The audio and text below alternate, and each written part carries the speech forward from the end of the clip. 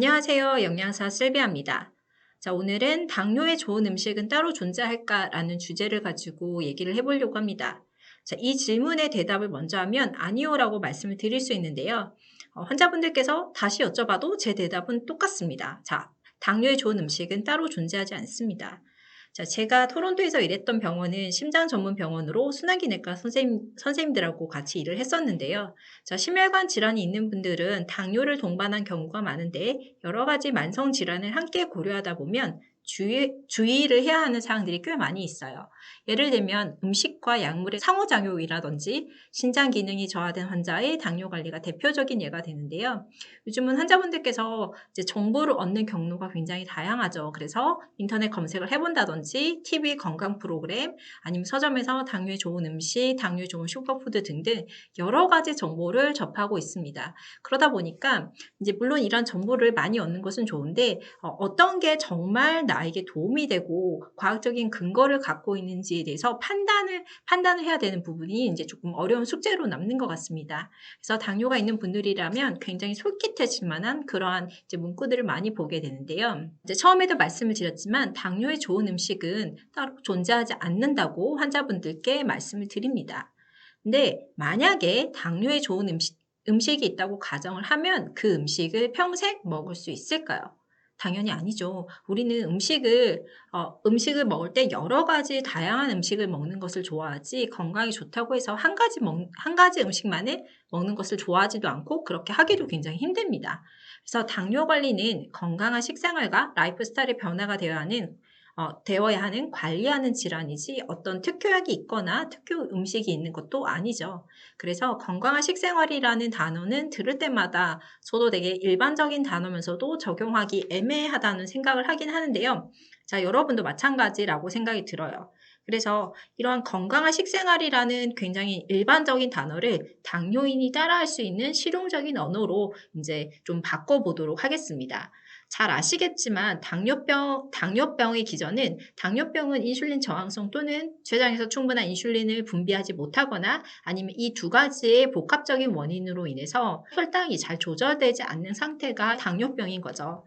그런데 혈당에 이제 영향을 주는 음식이 무엇이 있는지가 되게 궁금한 거잖아요. 그래서 이 부분이 핵심인데 당연히 혈당은 음식 하나의 원인에 의해서만 영향을 받는 것은 아니고 음식뿐만 아니라 활동량, 운동량, 유전적인 요인, 동반 질환, 그리고 약물에 의해서도 영향을 받습니다. 근데 여기서는 음식에 의한 영향, 그리고 음식으로 혈당을 조절하는 것에 대해서만 조금 더 집중해서 말씀을 드리도록 하겠습니다.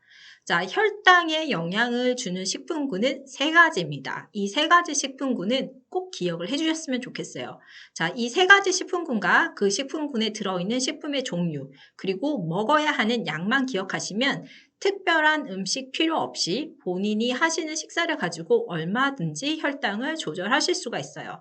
그 첫 번째 식품군은 탄수화물입니다. 그래서 탄수화물의 종류라고 하면 잘 알고 계신 밥, 쌀, 빵, 그리고 떡 이런 것들이 있죠. 근데 조금 더 자세히 종류를 말씀드려보면 흰밥, 보리밥, 잡곡밥, 그리고 과자, 새우깡, 꿀꽈배기, 짱구 등등 이런 과자들이 있겠죠. 그리고 감자, 고구마, 그리고 많이 드시는 크림빵, 소보루빵, 팥빵, 피자빵, 소세지빵 등등 여러 가지 종류의 빵, 그리고 꿀떡, 송편, 백설기, 절편, 약밥, 약과 같은 떡 종류들, 그리고 인스턴트 커피, 일명 우리가 봉지 커피라고 하죠. 맥심 커피 같은 것들, 그 다음에 꿀, 그 다음에 시럽, 그 다음에 매실청, 매실 액기스, 오미자 액기스, 올리고당 이러한 것들도 모두 다 탄수화물에 들어갑니다.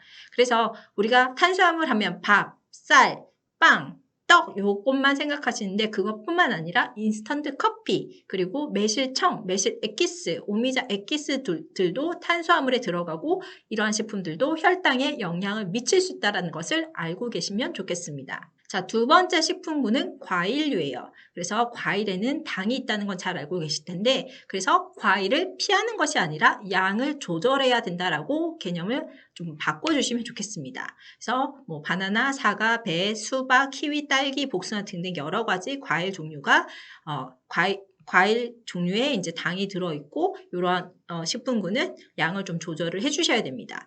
그리고 마지막 세 번째가 유제품류예요. 즉 우유. 저지방 우유든 무지방 우유든 상관없습니다. 우유 안에는 탄수화물이 들어있어요. 그리고 이제 더 많은 당이 들어있는 것은 초코우유, 딸기 우유 같은 가공 우유들은 우유가 가지고 있는 탄수화물에다가 더 추가해서 이제 설탕이 더 많이 들어있겠죠. 그리고 두유도 마찬가지로 탄수화물류가 들어있습니다. 그리고 우리가 떠먹는 요거트, 마시는 요거트에도 탄수화물이 들어있습니다. 그래서 한 끼에 3가지 식품군 중에 어떤 음식을 얼마만큼 먹는지를 계산해서 드시면 혈당을 본인이 드시는 음식을 통해서 특별한 식품이나 특별한 음식 없이 얼마든지 혈당을 조절할 수가 있겠습니다. 오늘 제가 준비한 내용은 여기까지고요. 또 다른 내용으로 찾아뵙겠습니다. 고맙습니다.